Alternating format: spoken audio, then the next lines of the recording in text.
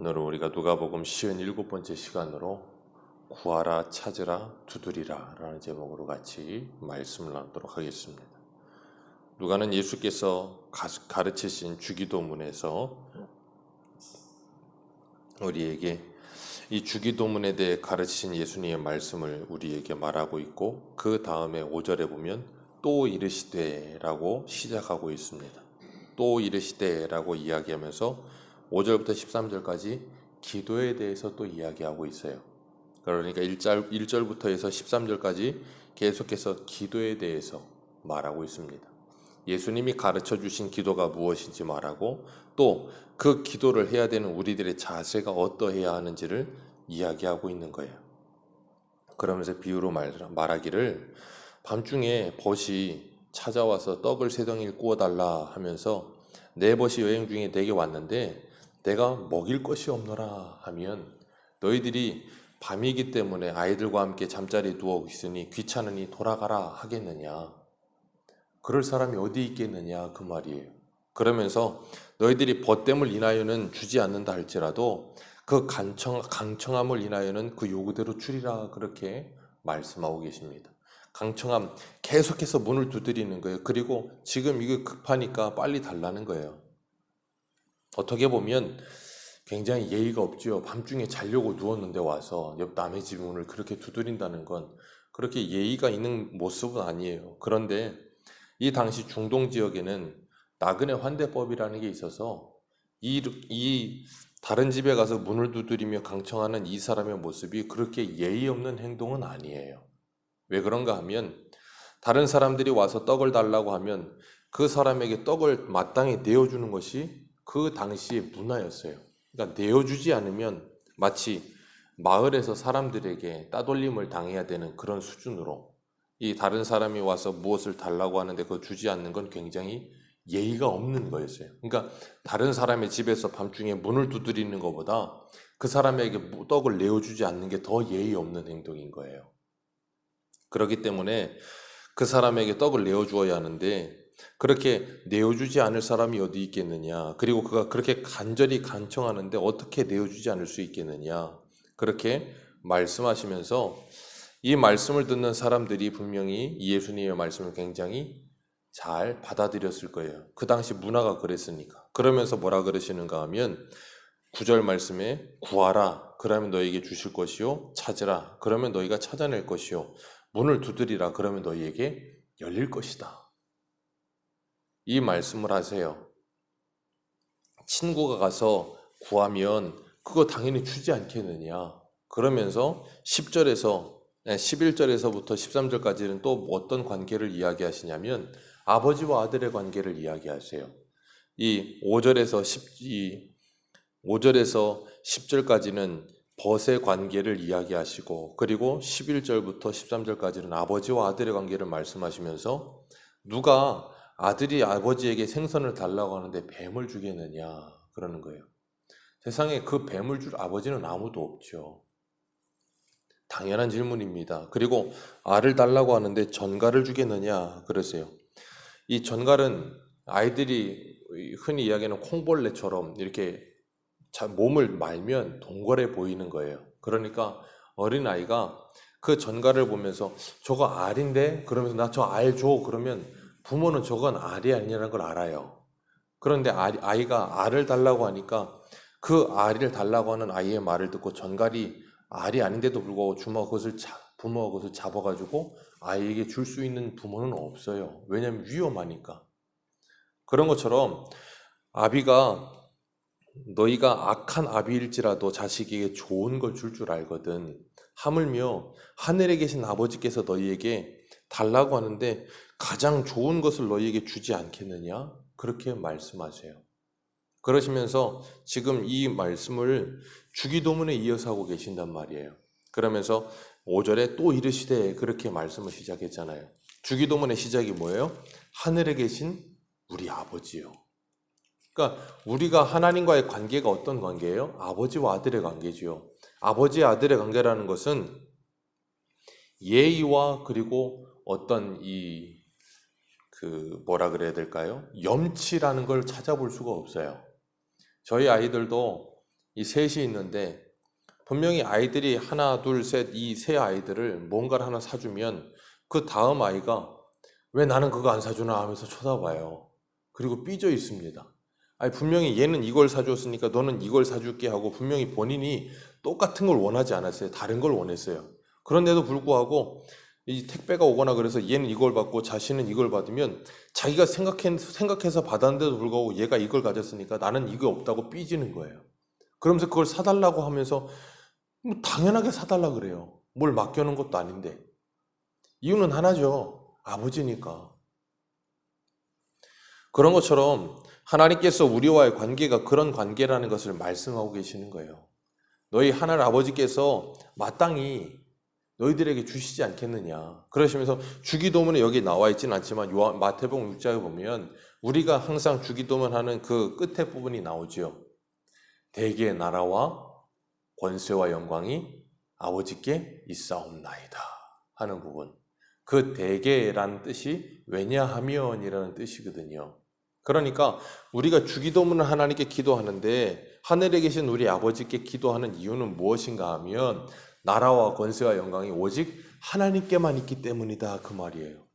하나님께만 있기 때문에 하나님께 그 나라와 영광과 권세를 구하면 그 하나님께서 우리에게 주신다는 거예요. 그게 뭐예요? 좋은 것이에요. 그렇기 때문에 오늘 13절에 악한 아버지일지라도 자식에게 좋은 걸 줄 알거든 하늘 아버지께서 구하는 자에게 성령을 가장 좋은 것을 주시지 않겠느냐. 이 바뀐 성경에는 그냥 성령을 주시지 않겠느냐 그랬지만 옛날 성경에는 가장 좋은 것을 주시지 않겠느냐 그러면서 그것이 바로 성령이라 그렇게 말씀하시거든요. 마태복음 6장에. 그러니까 하나님 아버지께서 우리에게 주시는 데 있어서 가장 좋은 것은 성령을 주시는 일이에요. 그 성령을 주시는 일. 그렇기 때문에 우리가 구하고 찾고 두드려야 되고 하나님께 간절히 구해야 되는 것이 무엇인가 하면 그 성령이에요. 그래서 예수님께서 제자들에게 승천하시면서 뭐라 그랬어요? 너희들에게 약속하신 성령을 기다리라 그러잖아요. 그리고 제자들이 마가의 다락방에 모여서 120문도가 함께 하나님께 간절히 기도하는 가운데 하나님께서 뭐 하세요? 하늘에서부터 예수님께 승천하셔서 아버지의 이름으로 성령을 보내시잖아요. 그 성령을 받고 나니까 제자들이 어떻게 돼요? 새 사람이 되어져요. 새 사람이 되어지고 난 후에 그들이 어떻게 되는가 하면 하나님의 모든 좋은 것이 성령 안에 있다는 것을 분명히 알게 된 거예요. 그러니까 그것이 무슨 말인가 하면 그들의 이 시선이 바뀌고 그들의 생각이 바뀌고 가치가 바뀌고 목적이 바뀌는 거예요. 새 사람이 되는 거예요. 그러니까 그 전에 가장 좋은 것이라고 생각하던 것들이 이 땅에서 세상의 사람들이 생각하는 것과 동일한 수준으로 생각했거든요. 예수님이 왕 되시면 그 옆에 앉는 거, 영의정 좌의정에 앉는 거, 뭐 요즘은 또 이 한창 그린벨트 때문에 난리던데 그린벨트가 풀리면 이제 몇십 배 뛴다고 하니까 그러면 이제 거기에 이제 뭘 하나라도 붙들고 있으면 그게 가장 좋은 거예요. 예, 그런 식으로 가장 좋은 것을 생각했었는데 성령이 오시고 나니까 그게 가장 좋은 게 아니더라는 거예요. 가장 좋은 것은 하늘에 신령한 모든 것이 가장 좋은 것이다라는 것이 정말로 깨달아진 거예요. 그리고 나니까 뭐 하냐면 그 가장 좋은 것을 간절히 사모하지요. 그러니까 성령을 받은 하나님의 사람들이 하나님께 요구하는 건 뭐예요? 성령의 충만이에요. 성령의 충만함을 받은 사람들은 우리가 어제 사도행전 13장을 살펴봤던 것처럼 22절에 다윗은 하나님의 마음에 맞은 사람이라 내 뜻을 다 이루리라. 하나님의 마음에 합한 자가 되어 왜요? 성령을 받고 나니까 아버지의 영을 받고 나니까 아버지의 소원과 목적과 뜻이 우리 안에 부어지는 거예요. 그리고 나니까 뭐 하냐면 하나님의 나라와 하나님의 뜻과 하나님의 이름의 거룩과 영광을 위해 살아가고자 하는 열심과 열망이 솟아나는 거예요. 그래서 사도행전에 보면 성령을 받고 나니까 권능을 받고 그들이 뭐예요? 땅끝까지 이르러 예수님이 명하신 그 명령을 시키지 않아도 자원해서 가잖아요. 자원해서 막 달려가서 그 일을 한다고요. 왜? 하나님의 영이 임하고 나니까. 그래서 뭐예요? 하나님의 마음에 합한 자들이 되는 거예요. 그게 뭐라고요? 가장 좋은 것. 그러니까 눈이 바뀌고 나니까 성령을 받고 나니까 예수님이 말씀하신 그 말씀을 따라서 하는 게 가장 좋은 것이라는 게 깨달아지는 거예요.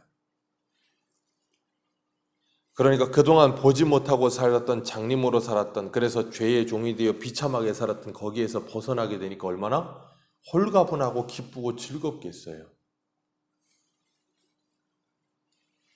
그렇기 때문에 그것을 위해 자원하여 간절히 기도하며 자원하여 헌신하는 거예요. 그러니까 기도의 내용이 어떻게 되겠어요? 바뀌겠죠. 당연히 바뀌겠죠. 가장 좋은 것을 위해 기도하기 시작하는 거예요. 그래서 사도행전 1장부터 12장까지는 베드로를 중심으로 해서 하나님의 복음이 어떻게 선포되어지는지, 그리고 스데반 집사가 하나님의 복음을 전하다가 돌에 맞아 순교하고, 야고보도 하나님의 일을 하다가 순교하고, 그러는 삶 속에서 하나님의 말씀은 흥황하여 가고, 13장부터는 이 사도 바울을 통해서 이방인에게로 하나님의 복음이 확산되어지고, 그 하나님의 뜻과 소원을, 그리고 그 하나님의 나라를 제자들의 마음속에 성령으로 말미암아 부으시는 거예요. 막 부으시니까 제자들이 그 소원과 하나님의 소원과 뜻을 품고 뭐예요? 열심을 내어 주의 일을 하는 거예요. 그래서 사도행전에 보면 20장 22절에 사도 바울이 이렇게 말합니다. 보라, 이제 나는 성령에 매여 예루살렘으로 가는데 거기서 무슨 일을 당할는지 알지 못하노라. 오직 성령이 각 성에서 내게 증언하여 결박과 환난이 나를 기다린다 하시나, 내가 달려갈 길과 주 예수께 받은 사명 곧 하나님의 은혜의 복음을 증거하는 일을 마치려 하면은 나의 생명을 조금도 귀한 것으로 여기지 아니하노라. 이게 어떻게 가능하다고요? 성령을 받으면.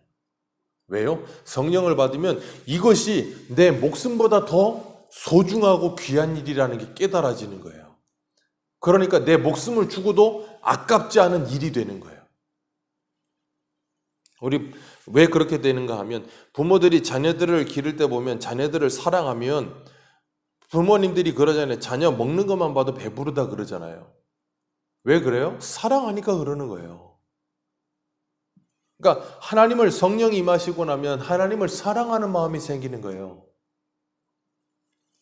사랑하는 마음이 생기면 누가 시키지 않아도 살아도 주를 위해, 죽어도 주를 위해 죽나니. 이 섹스피어라고 하는 영국의 문어가 쓴 책, 그 로미오와 줄리엣이라는, 거기에 보면 사느냐 죽느냐 그것이 문제, 거기에 나오는 건가요? 어쨌든 간에 그런 말 하잖아요. 사느냐 죽느냐 그것이 문제로다. 아니, 자기 여자친구가 죽어 있다고 생각되니까 약 먹고 죽잖아요. 살아도 여자친구를 위해서, 죽어도 여자친구를 위해서. 왜요? 사랑하니까. 우리가 주를 사랑하면 그렇게 되는 거예요. 내 모든 것을 아낌없이 내어놓으면서 그것이 아깝지 않은 거예요. 사도 바울이 그래서 그렇게 사는 거예요. 그래서 로마서에서 사도 바울이 뭐라고 고백해요? 살아도 주를 위해, 죽어도 주를 위해 죽나니 우리는 사나 죽으나 주의 것이로다. 예수님이 그것을 위해 십자가에 죽으셨고 부활하셨느니라. 그것이 우리에게 가장 소중한 일이 되는 거예요. 그래서 성령이 임하시고 그 눈이 열려지면 질그릇에 보배를 가졌는데, 이 보배가 드러나는 일이라면 질그릇이 깨어져도 감사한 거예요. 기쁨인 거예요. 그것이 인생의 최고의 가치이자 사명이니까 그것을 위해 아낌없이 투자하는 겁니다. 그렇기 때문에 우리는 무엇을 하든지 하나님의 영광을 위해서 최선을 다해서 하루하루를 살아가는 거예요. 인생의 참된 목적과 가치와 행복을 알게 됐고, 그랬기 때문에 이제는 뭐 하는가 하면 세월을 아끼며 사는 거예요. 세월을 아끼면서 최선을 다해 사는 거예요. 그래서 에베소에 뭐라 그래요? 세월을 아끼라. 때가 악하니라. 술 취하지 말고 성령의 충만을 받으라. 왜요? 그 성령을 이 땅에 취해서 살아갈 만한 시간이 없다는 거예요. 왜? 야고 보세요. 우리의 인생은 잠시 있다 사라지는 안개와 같다 그랬거든요. 금방금방 갑니다. 저도 영종도에 내려온 지 거의 10년이 돼가요. 금방 갑니다. 이제 성탄 예배 몇 번만 더 하면 이제 은퇴할 때 돼가요. 금방 갑니다. 아닌 것 같아도. 그런 것처럼 그렇게 금방 가는 인생 속에서 이 세상에 취해서 쓰잘데기 없는 시간을 허비할 데가 없다는 거예요. 그것을 위해 열심을 내죠. 마치 세상의 사람들이 자신들이 좋아하는 그것을 하면서 돈을 벌기 위해 열심을 내듯이. 그러기 위해서 우리는 가장 좋은 것인 성령을 충만히 받기 위해 오늘도 하나님께 뭐예요? 기도하는 거예요. 성령의 충만함을 받기 위해 기도하면서 우리의 눈이 열려서 우리 주변의 사람들을 바라보게 되고 그들의 아픔을 그리고 그들의 슬픔을 그들의 어떤 고통을 같이 체감하고 같이 위로하고 그러면서 하나님의 나라를 그곳에 이루어가는 거예요. 그게 뭐하다고요? 가장 소중한 일. 그것을 위해 뭐예요? 구하고 찾고 두드리는 거예요. 내가 그 일을 할 수 있게 해달라고. 그래서 이사야 50장에는 뭐라 그래요? 우리에게 학자와 같은 귀를 주셔서 하나님의 말씀을 알아듣게 하시고 학자와 같은 혀를 주셔서 말로 어떻게 위로할 것을 알게 하여 주옵소서. 구하고 찾고 두드리는 일, 성령의 충만을 왜 받는데요? 하나님의 뜻을 내 삶 속에서 이루기 위해서, 하나님의 나라를 이루기 위해서. 그게 뭔데요? 실제적으로 내 주변의 사람들과의 관계 속에서 그걸 이루어 가는 거예요. 그런 삶을 살기 위해 오늘도 구하고 찾고 두드리며 이 하루를 시작하는 우리 모두가 되시길 축복합니다. 기도하겠습니다.